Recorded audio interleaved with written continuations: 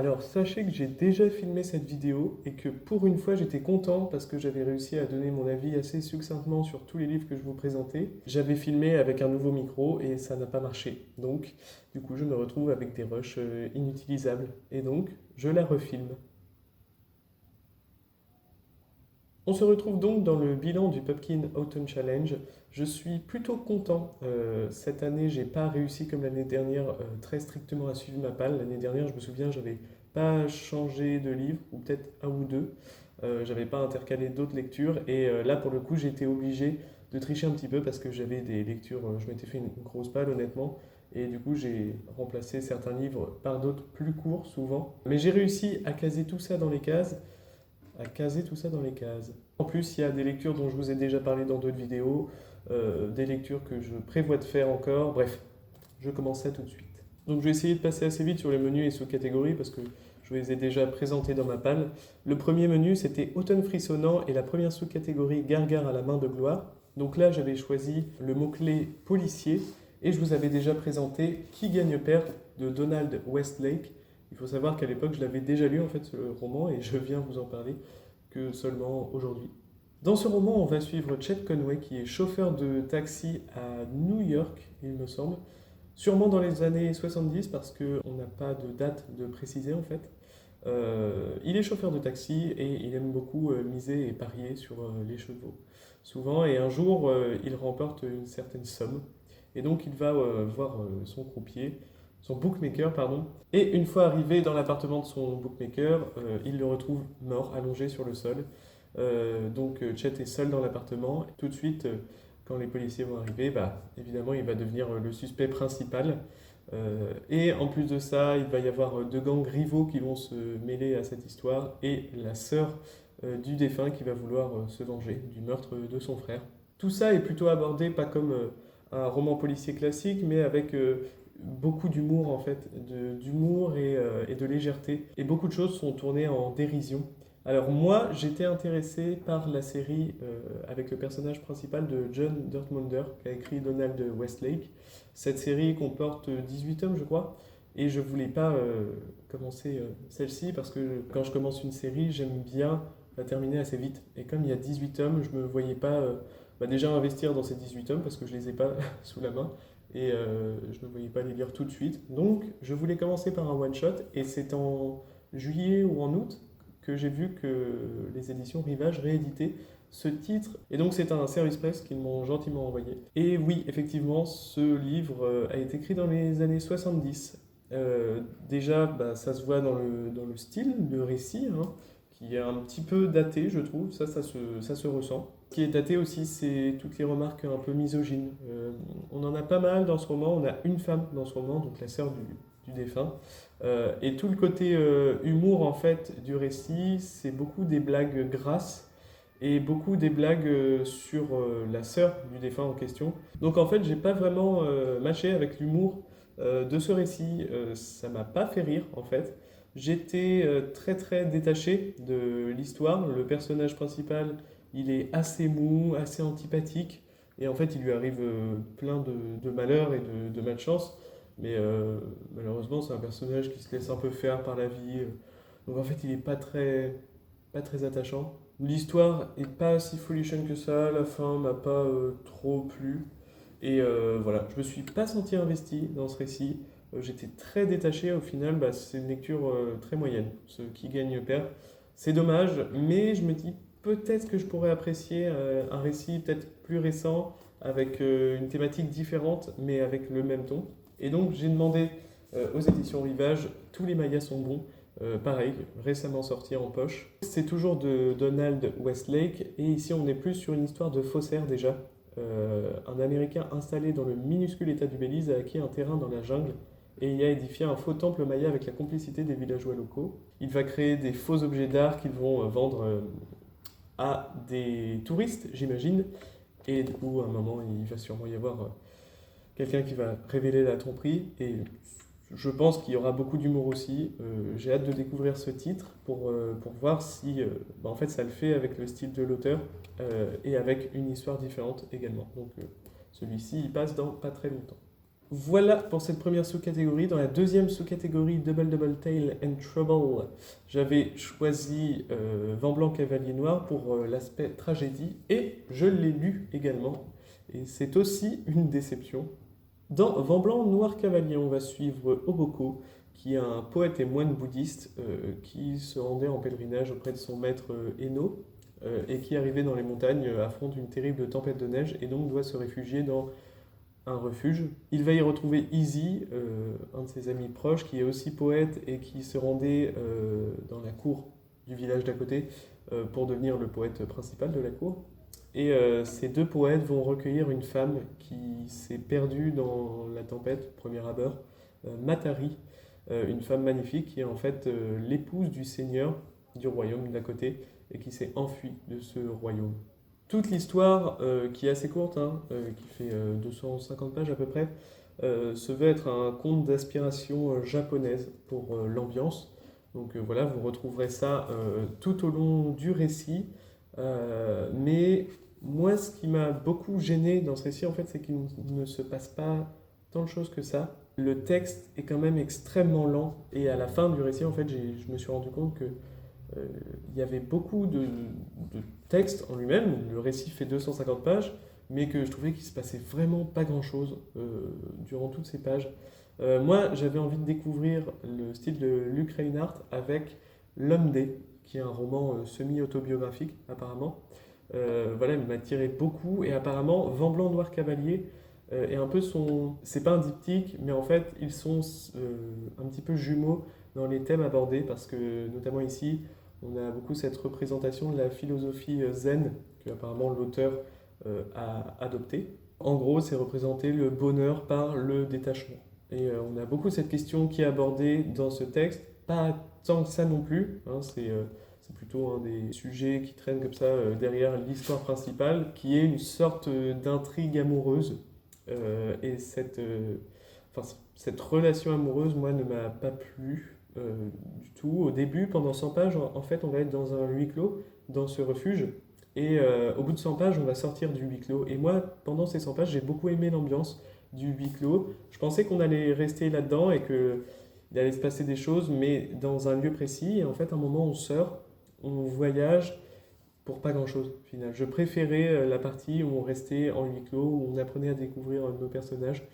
Et si ça avait été là-dedans, je pense que j'aurais un petit peu plus apprécié. Mais bref, l'auteur a choisi de faire évoluer son intrigue comme ça. Et ben, au final, j'ai pas beaucoup aimé. J'ai pas aimé la relation amoureuse à partir du moment où on sort aussi de ce huis clos. Il y a un petit peu d'humour aussi là-dedans. J'ai pas non plus apprécié.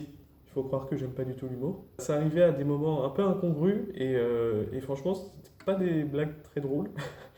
Ou alors c'est moi qui ai un humour bizarre, mais je sais pas, ça n'a pas marché avec moi. Il y a aussi des haïkus, donc, parce qu'on a deux poètes quand même, donc ce serait dommage qu'il n'y ait pas quelques haïkus dans ce récit. Et ils étaient sympas, mais ils apportent pas non plus une autre dimension à l'histoire. En fait, je crois que j'étais vraiment détaché du roman et donc j'ai pas pu apprécier tout ce qui se trouvait là-dedans.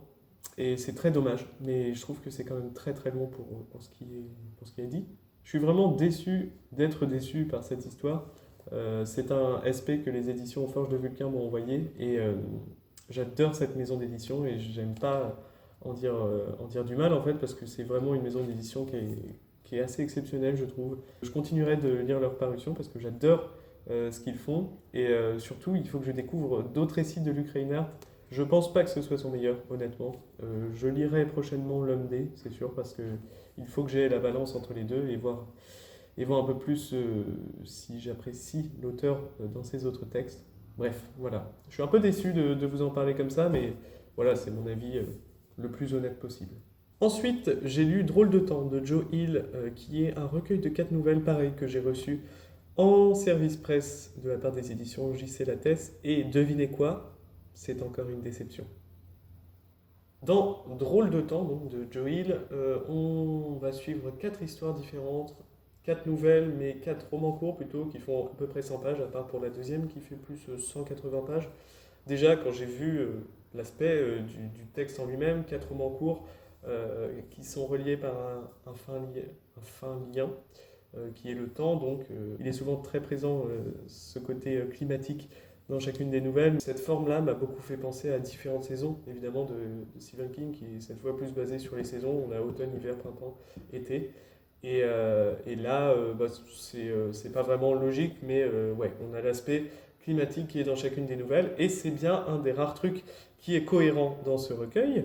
Ah, j'ai vraiment pas aimé.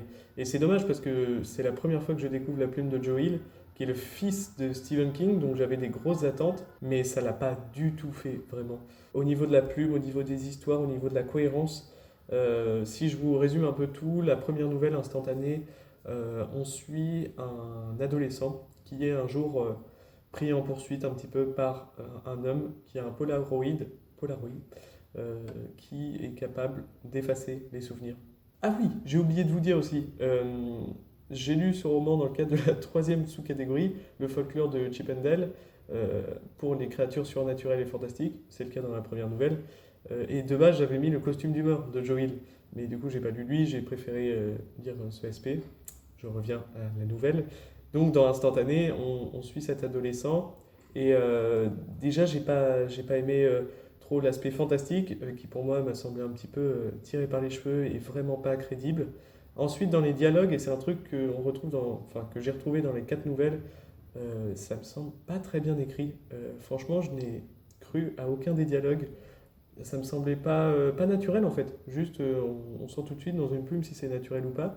Et là, pour le coup, j'avais pas l'impression de lire quelque chose de très très cohérent. Et dans cette première nouvelle, il y a aussi quelques remarques grossophobes faites par le garçon lui-même parce qu'il est obèse. Sauf que moi, ça m'a mis mal à l'aise. Je sais pas, il y a un truc de décalage qui n'était pas crédible, pas naturel. Et du coup, ces remarques-là, elles m'ont plus fait mal qu'autre chose. Et c'était pas cohérent dans le récit. Bref, donc première nouvelle, j'étais bien déçu. Deuxième nouvelle, on suit un homme qui arrête une fusillade en plein centre commercial. Sauf qu'en fait, cet homme est un ancien vétéran et lors de la fusillade, il a cru voir un terroriste. Et en fait, il a tué un innocent. Il va cacher ça. Et ensuite, il va y avoir certaines parts de son passé qui vont ressurgir grâce à une journaliste un peu curieuse. Honnêtement, c'est ma nouvelle préférée du recueil, même si, encore une fois, c'est pas très flamboyant.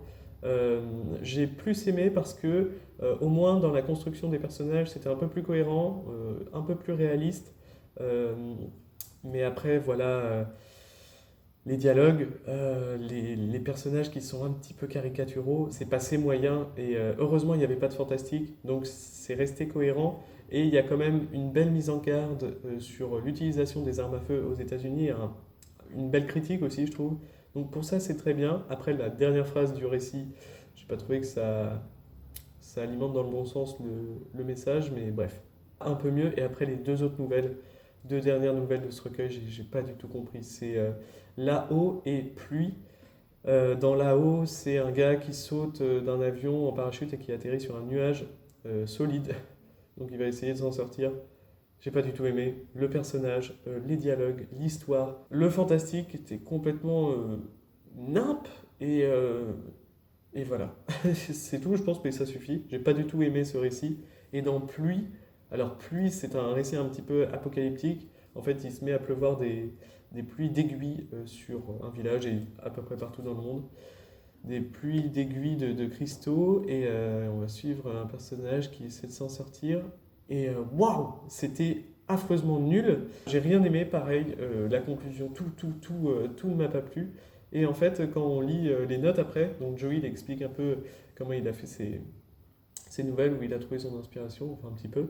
Et dans cette dernière nouvelle, il explique que c'est une parodie de son roman L'Homme-Feu. Et alors, ok, c'est marrant, mais pourquoi l'avoir mis en recueil? C'est marrant d'avoir fait ça, de publier peut-être le texte gratuitement sur un site, voilà, mais en fait, je veux pas lire ça, moi, je veux lire des vraies histoires. J'aimerais bien qu'on me le précise avant, au moins. Qu'on lise cette histoire en tant que lecteur premier degré, et du coup, on trouve ça nul, c'est normal, parce que Joey veut que ce soit nul. Mais voilà, c'est pas bien fait, je trouve, dans la précision, et sauf que bah, le reste des nouvelles m'a pas plu non plus, donc en fait, franchement, c'est une de mes pires déceptions de cette année, et je suis mais, dégoûté de découvrir cet auteur par ce recueil, surtout que je suis sûr que les autres, je vais plus les apprécier, enfin j'espère. Je pense que je retournerai pour mes prochaines lectures dans ses premiers romans, notamment Le costume d'humeur que je devais lire pour essayer d'aimer ce qu'il fait, tout simplement. Et donc dans le deuxième menu Automne douceur de vivre, la première sous-catégorie c'est It's Just a Bunch of Hawkers Pokers. Et là j'avais mis pour la catégorie Halloween, comme l'année dernière, un roman de Ray Bradbury que je devais lire, Le vin de l'été. Et au final je me suis rendu compte que j'en avais lu un plus tôt dans l'année, un roman de Ray Bradbury, un recueil de nouvelles dont je ne vous avais toujours pas parlé et qui est pour moi peut-être la meilleure lecture de l'année. Et donc il s'agit du Pays d'octobre de Ray Bradbury. Vous le savez, je lis les romans de Ray Bradbury dans l'ordre chronologique. Et le Pays d'octobre marque franchement un tournant un petit peu dans ces romans en fait, parce que moi j'ai lu donc euh, Fahrenheit 451, Chronique martienne, L'homme illustré, Les pommes d'or du soleil. Et dans tout ça en fait, c'est des textes plutôt soit SF, soit fantastiques, soit très nostalgiques et très beaux. Et le Pays d'octobre, ça apporte un côté horrifique et fantastique dans la plume de Bradbury qui est juste génial. L'angoisse, le malaise et l'horreur est présente tout au long du roman. Et pour moi, c'est un chef-d'œuvre de la littérature fantastique. Et j'emploie rarement le mot chef-d'œuvre parce que c'est un peu osé, mais là, franchement, il n'y a rien d'autre à dire. Imaginez une ambiance parfaitement réussie avec la plume, si vous la connaissez, si particulière de Bradbury, poétique, avec beaucoup de mélancolie, beaucoup de tristesse. Et quand il y a le côté horrifique et malaisant, glauque, qui s'inscrit là-dedans, c'est juste magistral. Dans plusieurs des nouvelles du recueil, c'est le cas, même les principales. Le Nain, par exemple, qui est la première nouvelle, est une nouvelle plus glauque et malaisante qu'autre chose. On n'est pas vraiment dans l'horreur, et à vrai dire, c'est pas ma préférée du recueil, mais elle est quand même excellente, et elle impose tellement l'ambiance de tout le recueil qui va suivre, que en fait, je pense que c'est génial de la mettre en première, parce que tout simplement, on est plongé de suite dans l'ambiance, et après, on va pas en ressortir. Je vais vous faire vite fait un tour sur mes nouvelles préférées, sinon ce serait trop long. À qui le tour, pour moi, c'est la meilleure nouvelle du recueil, peut-être d'un point de vue stylistique et au niveau de l'histoire. C'est vraiment une descente de folie.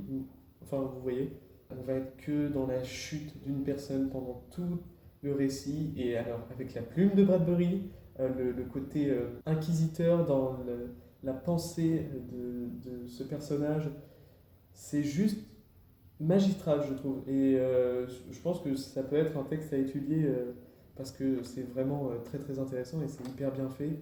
Et c'est juste génial à lire, quoi. La fin est ultra sombre. Alors attention sur le recueil, je pense pas qu'il faille le lire si on n'est pas dans un bon mood parce que ça aborde pas forcément des sujets graves ou des sujets très impactants, mais juste le mood du recueil en lui-même peut mettre très mal, je pense. Ma deuxième nouvelle préférée du recueil, c'est Squelette, une nouvelle qui est purement horrifique cette fois, et je trouve qu'avec le côté un peu humoristique de la plume de Bradbury, c'est une nouvelle que j'aurais pu très bien voir dans les Weird Tales, qui est un magazine qu'on publiait dans les années, je sais plus, 70-80, mais qui est très très connu pour ça, pour être un peu un classique du récit horrifique. Et là, c'est un petit peu ça, et c'était juste génial, j'ai adoré. Le bocal, pareil, une nouvelle très très très glauque, comme Bradbury peut le faire, parce que c'est sa plume qui donne tout dans cette nouvelle, et la fin est horrible.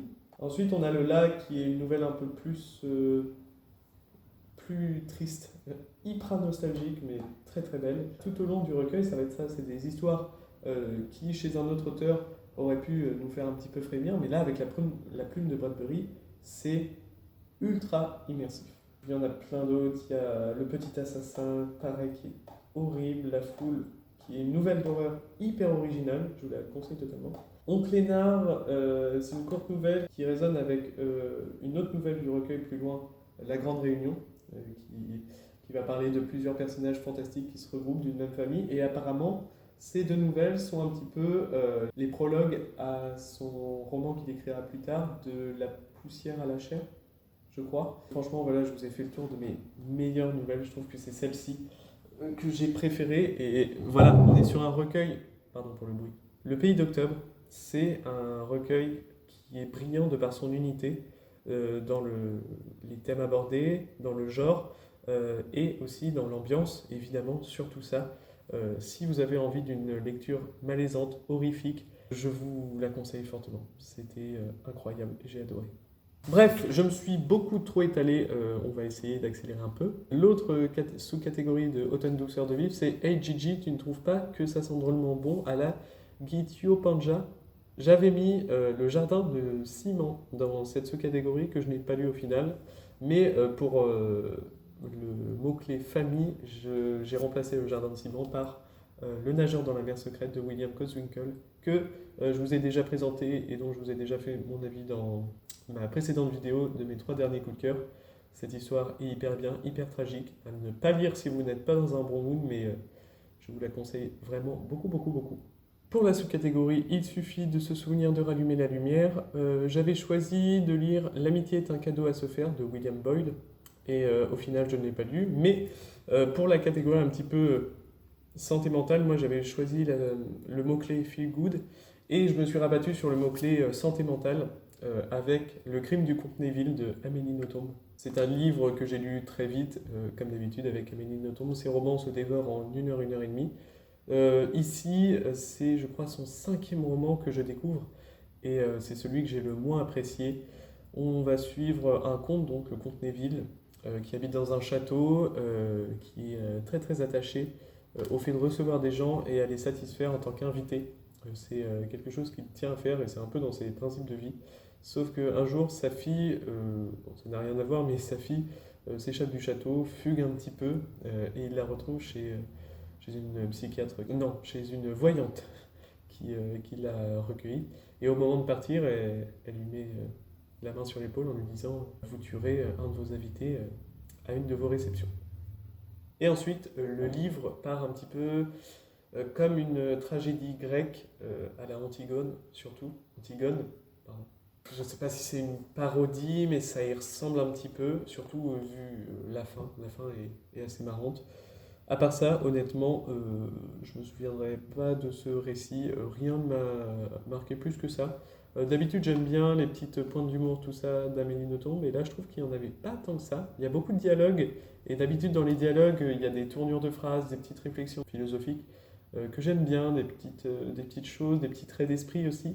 Je trouve qu'il y en a beaucoup moins là-dedans et qu'on reste plus terre à terre dans l'histoire. J'ai pas détesté, j'ai juste été assez détaché de tout ça et au final, je pense pas que je me souviendrai beaucoup de cette lecture.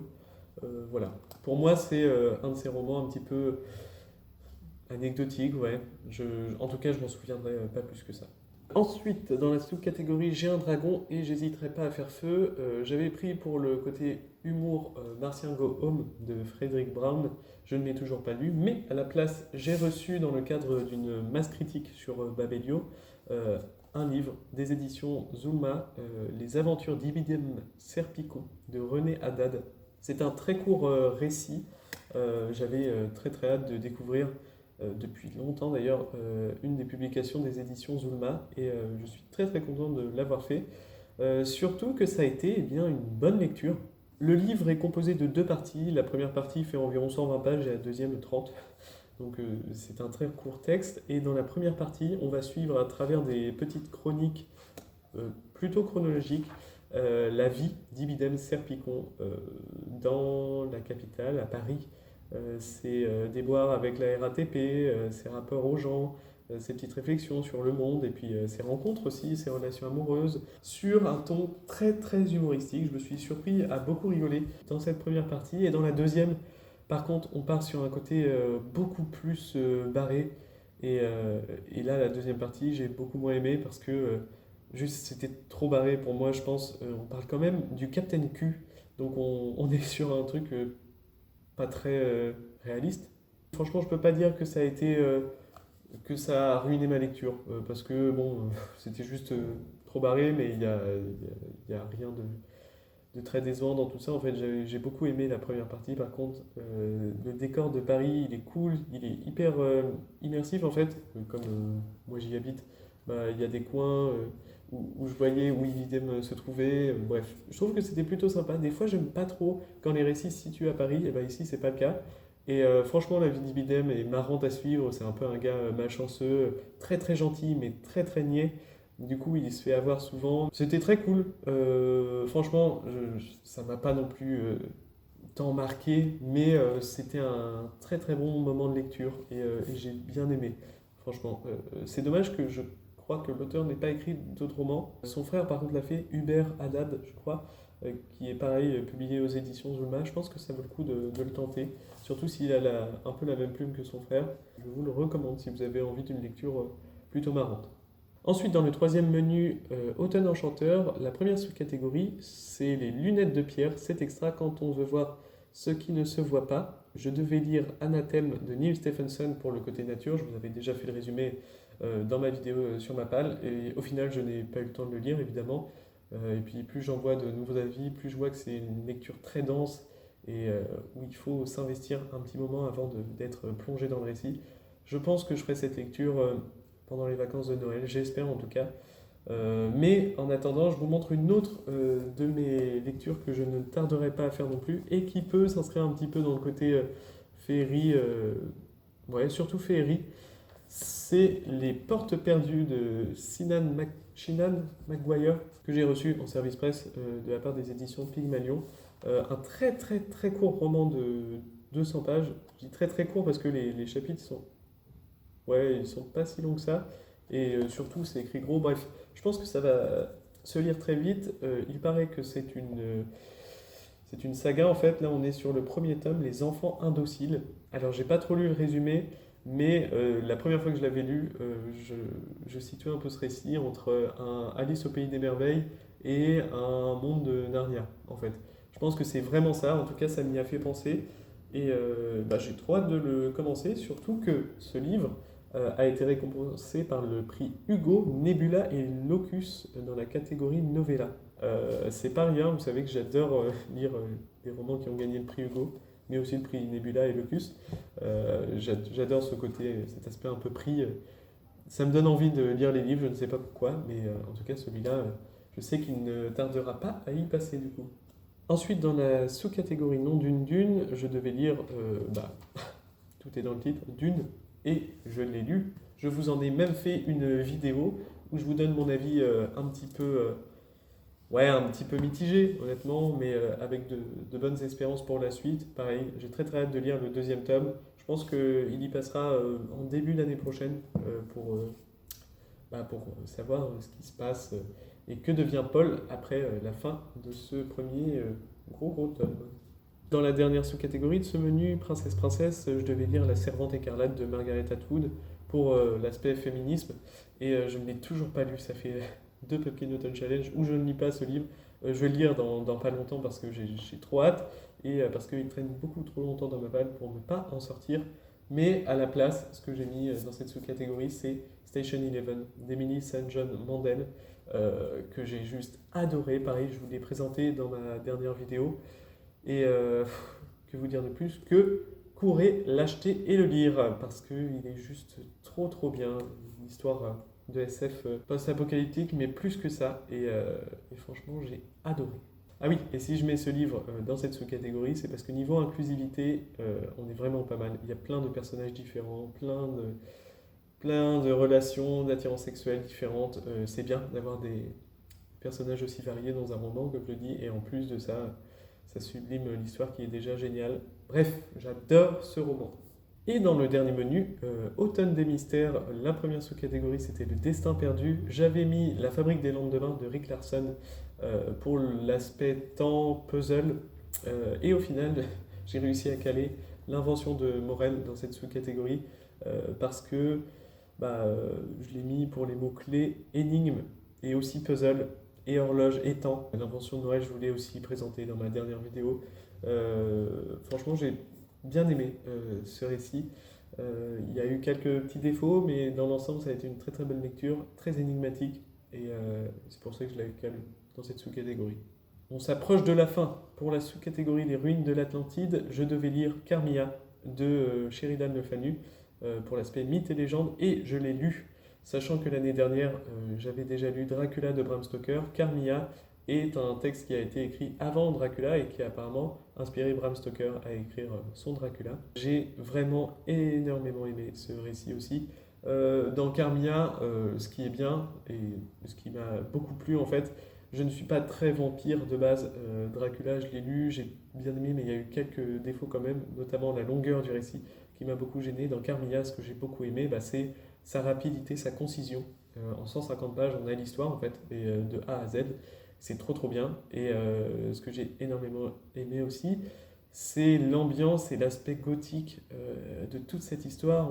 On suit un père et sa fille dans un château reculé dans la forêt sombre où on ne peut pas accéder à un village avant d'avoir fait 5 kilomètres à pied. Ça use. Et ce père et sa fille, un jour, reçoivent la visite un peu impromptue d'une femme et de sa fille aussi.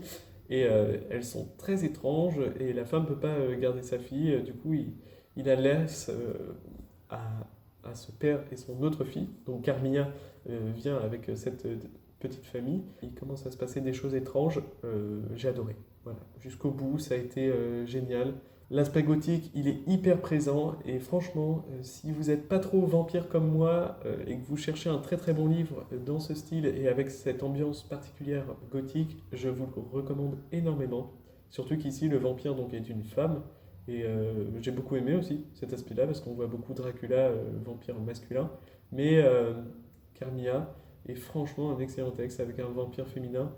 Tout cet aspect érotique aussi, et donc de lesbianisme à l'époque assez provocateur, donc pour un roman qui a été écrit en, je sais pas, 1900, je vous mettrai la date ici.